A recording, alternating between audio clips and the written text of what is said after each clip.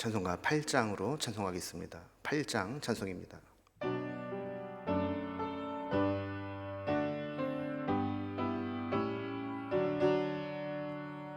거룩 거룩 거룩 전능하신 주님, 이른 아침 우리 주를 찬송합니다.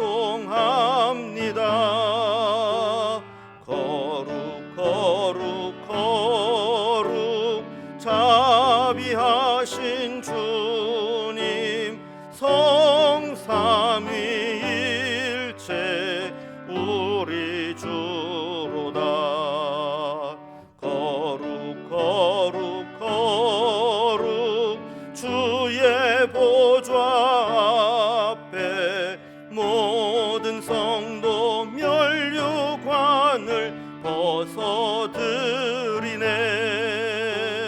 천군 천사 모두 주께 굴복하니 영원히 위에 계신 주로다.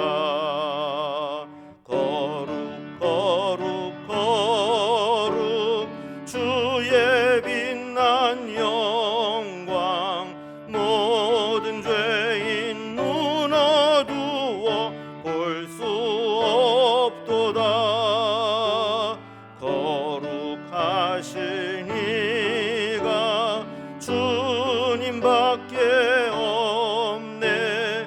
온전히 전능하신 주로다. 거룩 거룩 거룩 전능하신 주님, 천지 만물 모두 주를 찬송합니다. 거룩 거룩 거룩 전능하신 주님, 성삼위일체 우리 주로다. 아멘. 아멘. 오늘 함께 보실 하나님 말씀은 구약성경 사무엘하 6장 1절에서 11절까지 말씀입니다.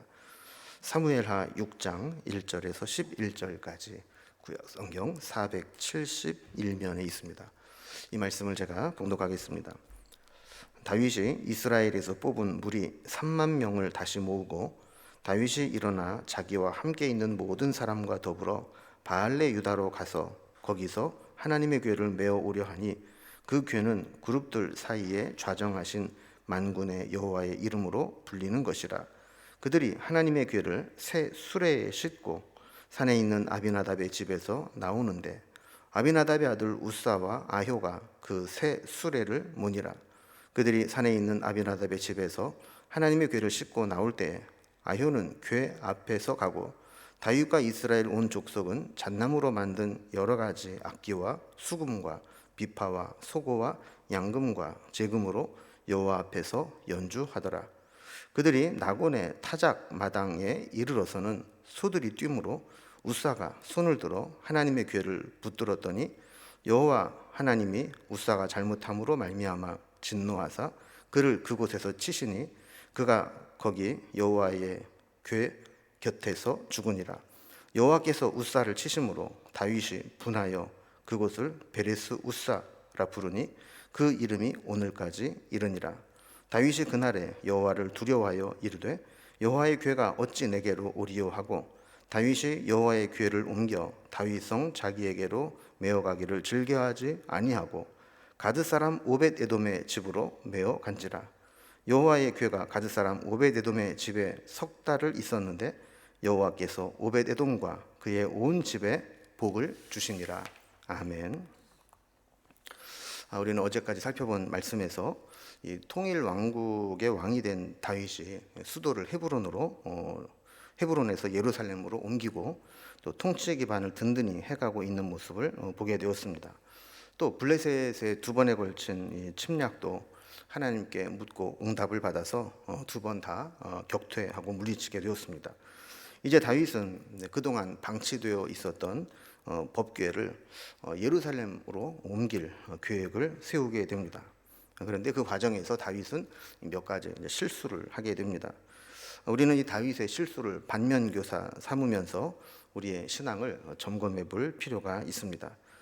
다윗의 실수는 이제 크게 두 가지인데, 하나는 하나님의 법대로 법궤를 옮기려 하지 않았다는 것과 또 하나의 실수는 한 번의 경고에 법궤 모셔오기를 포기하려고 했다는 것입니다. 자, 이런 과정들을 통해서 우리에게 어떤 교훈을 주시는지 한번 오늘 본문을 단락별로 구분해 보겠습니다. 자, 먼저 1절에서 5절까지는 법궤를 예루살렘으로 옮길 계획을 세우고 실행에 옮기는 다윗의 모습이 나옵니다. 두 번째 단락 6절에서 8절까지는 잘못된 방법으로 법궤를 옮기는 과정에서 하나님이 진노하시고 거기에서 우사가 죽고, 이 과정을 보면서 분노하는 다윗의 모습이 나옵니다. 그리고 세 번째 단락에서는 이렇게 예루살렘으로 옮기지 못한 여호와의 법궤가 오벳 에돔의 집에 들어가서 머무르게 되었다 하는 내용이 나오게 됩니다. 이렇게 법궤를 옮기는 과정에서 있었던 일들을 한번 단락별로 살펴봅니다. 먼저 첫 번째 단락은 이 법궤를 예루살렘으로 옮길 계획을 세우고 실행에 옮기는 다윗의 모습입니다. 여호와의 법궤가 왜 성전에 있지 못하고 또 바깥에 나가 있는가 하는 것을 보면 좀 거슬러 올라갑니다. 그 제사장 엘리의 아들 홈니와 비느하스 때 블레셋과의 전투에서 계속 패하게 되자 그들은 하나님의 임재의 상징인 법궤를 들고 전쟁터에 나갔다가 블레셋에게도 패하고 이 법궤를 빼앗긴 적이 있었죠. 그런데 이 하나님의 궤를 빼앗아간 블레셋은 그 법궤를 두는 곳마다 그 성읍이 다 재앙을 받게 됩니다. 그래서 감당하지 못하는 블레셋은 다시 이 베세메스로 보내는 그 어미 소의 수레에 실어서 이 법궤를 옮기게 되죠. 그런데 그 법궤가 아비나답의 사람의 집에까지는 오게 되었는데 그 이후로 사울까지 이 법궤에 대해 사람들이 무관심하게 지내면서 그곳에 계속 방치되어 있었던 것입니다. 다윗은 이렇게 수도를 예루살렘으로 옮긴 이후에 수도로 이 법궤를 옮겨야 되겠다라는 계획을 세우고 실행에 옮기게 됩니다. 1절에 보면 다윗이 이스라엘에서 뽑은 무리 3만 명을 다시 모으고 그랬습니다. 이 법궤를 모셔오는데 3만 명을 동원을 한 겁니다. 근데 사실 그 크지 않은 이 법궤를 옮겨오는데 3만 명씩이나 필요한 것은 아니죠. 그러나 다윗은 백성들에게도 그렇고 이 법궤의 소중함을 드러내기 위해서 이 3만 명의 대군을 뽑아서 법궤가 있는 곳으로 가서 이 법궤를 모셔오려고 했던 겁니다. 2절에 보면 다윗이 일어나 자기와 함께 있는 모든 사람과 더불어 바알레 유다로 가서 거기서 하나님의 궤를 메어오려 하니 그 궤는 그룹들 사이에 좌정하신 만군의 여호와의 이름으로 불리는 것이니라 그랬습니다. 법궤가 모셔져 있는 아비나답의 집이 있는 바알레 유다로 이 3만 명을 인솔해서 다윗이 함께 올라가게 됩니다. 이 성경은 이 법궤를 그룹들 사이에 좌정하신 만군의 여호와의 이름으로 불리는 것, 이렇게 표현을 했습니다. 전에도 한번 설명을 드린 것처럼 법궤는 법궤의 이 박스도 중요하지만 그걸 덮는 이 덮개가 중요하다고 그랬죠. 이 덮개에 보면 양쪽에 이 날개를 이렇게 펴서 마주보고 있는 그 그룹들, 천사의 형상을 하고 있습니다. 그래서 이곳에 하나님의 이름을 두겠다 말씀하신 것처럼 그렇게 그 법궤를 상징적으로 표현을 한 겁니다. 자, 그런데 이 법궤를 예루살렘 수도로 중심으로 모셔오려고 하는데 치명적인 실수를 하게 됩니다. 3절에 보면 그들이 하나님의 궤를 새 수레에 싣고 산에 있는 아비나답의 집에서 내려오는데 아비나답의 아들 우사와 아효가 그 새 수레를 모니라 그랬습니다. 원래 율법에는 이 법궤를 운반하게 될 때에는 반드시 고핫 자손의 제사장이 어깨에 메고 운반을 하도록 그렇게 했죠. 그런데 다윗이 이 사실을 모르고 그랬는지 아니면 알면서도 무시를 했는지 아니면 이 블레셋에서 이스라엘로 베세메스로 법궤가 올 때 수레에 싣고 온 것을 통해서 그렇게 해도 된다고 생각을 했는지는 모르겠지만, 어쨌든 이 하나님의 율법대로 고앗 자손의 제사장들로 어깨에 메고 운반하도록 한 것이 아니라 아주 새 수레로, 나름대로는 이제 새 수레에 법궤를 모시고 오려고 한 것입니다. 4절에 보면 이렇게 해서 아비나답의 집에서 하나님의 궤를 싣고 예루살렘으로 옮겨오고자 출발을 한 겁니다. 그래서 5절에 보면 다윗과 이스라엘 온 족속이 잣나무로 만든 여러 가지 악기와 수금과 비파와 소고와 양금과 제금으로 여호와 앞에서 연주하더라 그랬습니다. 역사적인 시간이죠. 그동안 오랫동안 방치되어 있었던 이 법궤를 이제 예루살렘 수도로 나라의 중심이 되는 곳으로 옮겨오려고 할 때 그들은 요즘으로 말하면 군악대나 오케스트라 같은 뭐 여러 가지 다양한 악기들을 총동원해서 찬양하고 연주하면서 이 법궤를 옮겨오는 그런 예식을 이제 거행하고 출발을 하게 됩니다. 두 번째 단락을 보면 여기까지는 좋았는데 이게 옮기는 과정에서 하나님이 기뻐하지 않은 방법으로 한 것을 하나님께서 진노하시면서 그곳에 우사라고 하는 사람이 죽게 되죠. 이것을 보고 다윗은 또 분을 내기도 합니다. 이런 내용들을 한번 살펴봅니다. 율법이 정해주신 대로 제사장이 어깨에 메지 않고 수레를 싣고 오는 것 하나님 기뻐하지 않으시고 이것이 얼마나 큰 잘못인가라고 하는 것을 보여주기 위해서 하나님이 한 사건을 일으키십니다. 6절과 7절을 보면 그들이 나곤의 타작 마당에 이르러서는 소들이 뛰므로 우사가 손을 들어 하나님의 궤를 붙들었더니 여호와 하나님이 우사가 잘못함으로 말미암아 진노하사 그를 그곳에서 치시니 그가 거기 하나님의 궤 곁에서 죽으니라 그랬습니다. 하나님은 이 법궤 이송 과정에 개입을 하시게 된 겁니다. 법궤를 실은 이 수레의 소가 갑자기 막 뛰게 되는데 소가 무엇을 보고 놀랐는지는 모르지만 아마 하나님께서 소를 깜짝 놀라게 해서 소가 그만 정신을 놓고 그냥 정신없이 뛰게 된 것 같습니다. 그러자 이 법궤가 수레에서 떨어질 상황이 되니까 우사가 그 떨어지지 않도록 하기 위해서 그 법궤를 잡으면서 그것이 떨어지지 않게 붙잡은 것이죠. 그런데 하나님은 이것을 문제 삼아서 그 우사를 그 자리에서 하나님의 궤 곁에서 죽게 합니다. 그러니까 다윗의 입장에서는 아무리 생각해도 그것 때문에 우사를 죽게까지 하시는 하나님을 이해할 수가 없었습니다. 그래서 8절을 보면 여호와께서 우사를 치심으로 다윗이 분하여 그것을 베레스 우사라 부르니 그 이름이 오늘날까지 이르니라 그랬습니다. 그러니까 다윗의 입장에서는 꼭 그렇게까지 하셔야 되나 하는 생각이 들었고 하나님의 뜻을 이해하지 못하고 자신의 잘못이 얼마나 큰지를 깨닫지 못했던 다윗은 분노하게 됩니다. 그래서 그곳 이름을 베레스 우사, 우사를 침으로 분노하게 된 것을 기념해서 이름을 그렇게 부르게 되었다는 겁니다. 그리고 우리가 하나님이 우리에게 어떤 징계를 내리시고 하나님이 어떤 진노하시게 되면 우리는 빨리 우리의 잘못이 무엇인가를 점검하고 잘못된 것을 고쳐야 합니다. 다윗의 경솔함으로 우사가 죽게 되었다면 다윗은 그렇게 명령한 것에 대한 책임을 지고 하나님께 엎드려서 기도하고 잘못을 알려달라고 하고 고쳐야 됐습니다. 그러나 다윗은 오히려 하나님의 이 진노가 너무 과하다 생각을 하고 하나님께 분을 내었던 것이죠. 엄밀히 따지면 수레에 싣고 옮긴 우사보다 그렇게 하라고 지시한 다윗에게 더 큰 책임이 있습니다. 그럼에도 불구하고 하나님은 다윗을 치지 않고 우사를 쳤는데 다윗은 자기를 돌아보고 회개하기는커녕 우사를 희생시키면서 하나님께도 분을 냈던 것이죠. 여러분, 때로는 우리가 하나님의 일을 한다고 하면서도 주를 향한 열정, 이 일에 대한 열정이 하나님의 뜻을 그르치는 것을 우리가 깨닫지 못하게 할 수 있습니다. 그래서 하나님에 대한 열정, 일에 대한 열정에 사로잡혀서 잘못하면 내가 하나님을 쥐고 흔들려고 할 수도 있고 방법에 있어서 하나님의 방법이 아니라 일을 이루기 위한 세상적인 방법이 동원될 수도 있다라는 겁니다.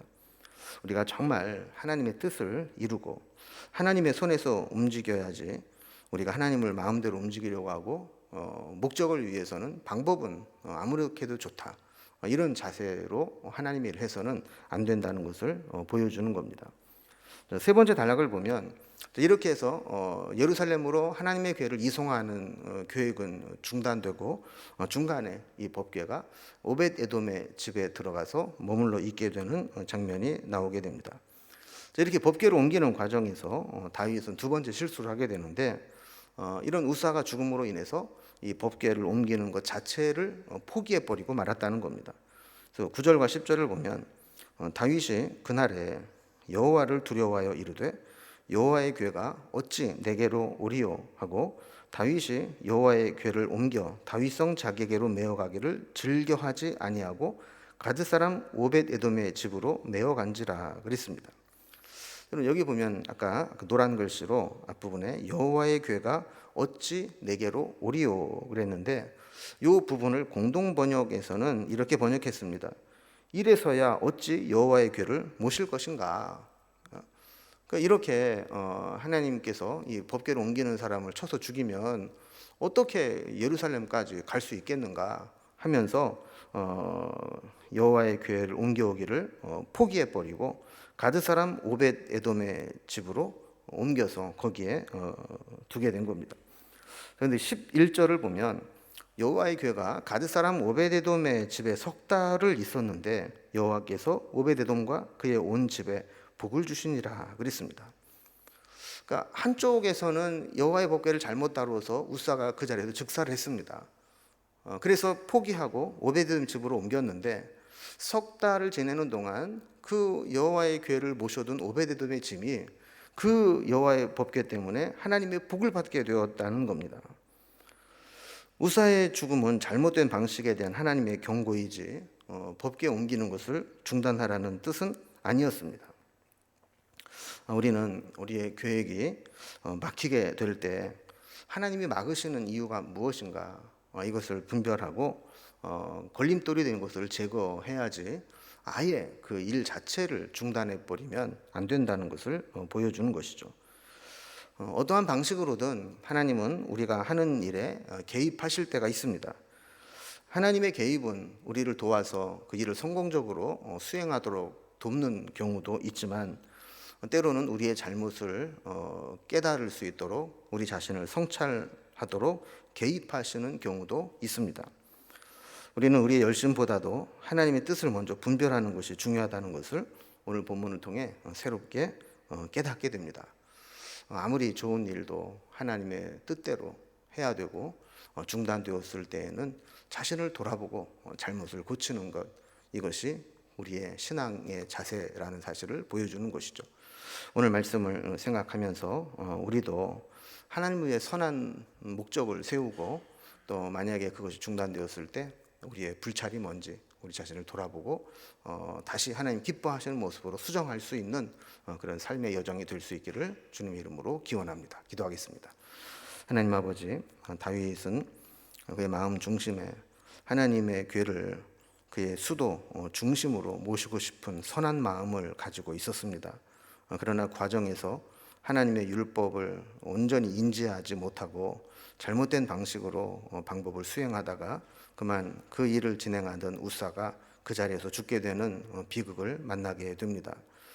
그는 곧바로 잘못을 시인하고 자신을 돌아보고 고쳐야 됐는데 그렇게 하기보다는 분노하고 하나님께 화를 내면서 그 법궤 옮기는 것을 중단하려고 했던 실수를 범했던 것을 보게 됩니다. 우리도 자칫 잘못하면 하나님께서 개입하시고 우리의 길을 막으실 때 우리의 선한 목적까지도 포기하기 쉬운데 그에 앞서서 먼저 우리 잘못을 돌아보고 고치는 일을 선행할 수 있는 믿음의 방법들을 선택할 수 있도록 인도해 주옵소서. 오늘도 우리가 믿음으로 사노라 하지만 행여라도 잘못된 방식들을 따르고 있다면 깨닫게 해주시고 잘못된 길에서 돌아설 수 있는 용기와 결단을 허락해 주옵소서. 오늘 하루도 온전히 주님께 부탁드리며 예수님의 이름으로 기도드리옵나이다. 아멘. 각자의 기도 제목들로 자유롭게 기도하시겠습니다.